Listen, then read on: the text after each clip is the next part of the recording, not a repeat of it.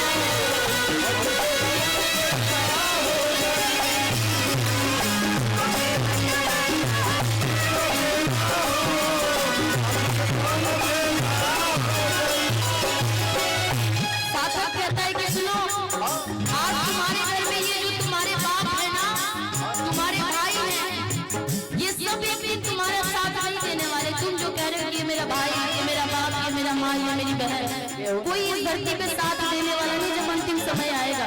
साधक कहता है क्या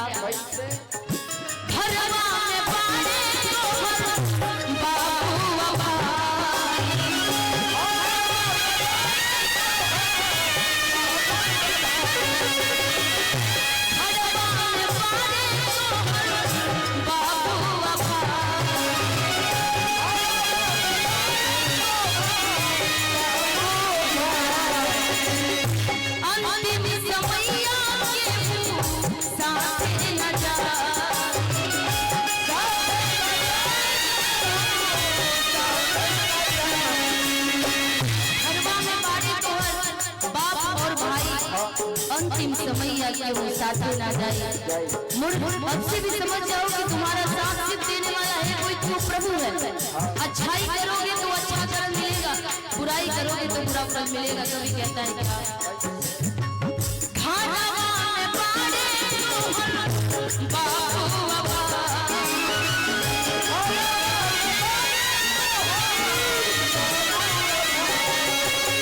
रानी रानी डायरेक्टर दिल्ली से, जिनके तरफ से बहुत सारा आशीर्वाद, हजारों हजार के आशीर्वाद हैं। बहुत बहुत शुक्रिया। इस धरती पे वाकई कोई है तो ये प्रेम है। मोह माया की दुनिया में एक दूसरे से प्रेम निभा लीजिए, वही रह जाएगा। अच्छाई कर लीजिए, क्योंकि मरने के बाद कुछ जाता है तो एक ही चीज जाती है, अरे वो बड़ा अच्छा आदमी था, जाने तो वो मर गया तो बहुत बेकार आदमी था, कोई फर्क नहीं पड़ता है। तो अच्छाई और बुराई यही रह जाती है। आप अच्छा कर्म करेंगे तो लोग अच्छा नाम लेते हैं, बुरा करिएगा तो बुरा लेते हैं, वो आपके ऊपर होता है। कभी कहता है क्या, घरवा में पानी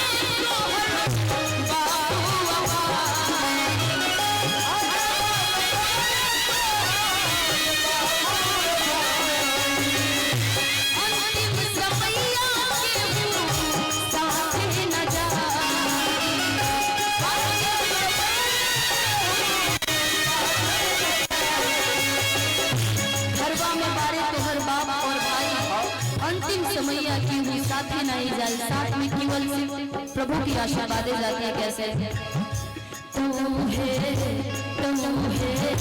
जगत गुरु के कौन चेला हो, तू है जगत गुरु के कौन चेला हो, आज के कवनो खेला हो जाए।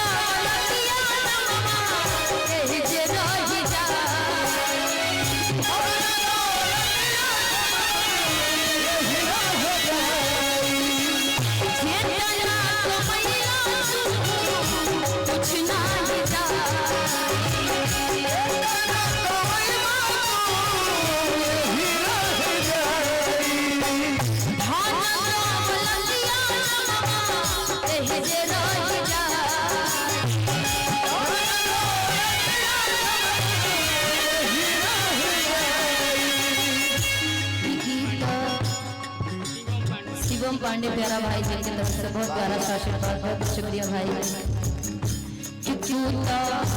दुनिया में होई गई खेला हो,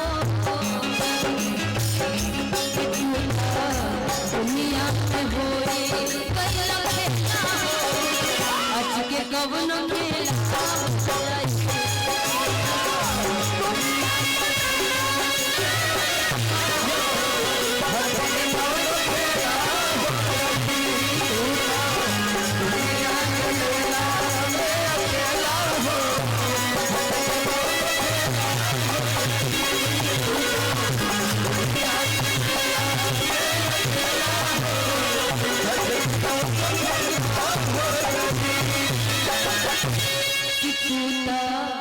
दुनिया के मेला में अकेला हो,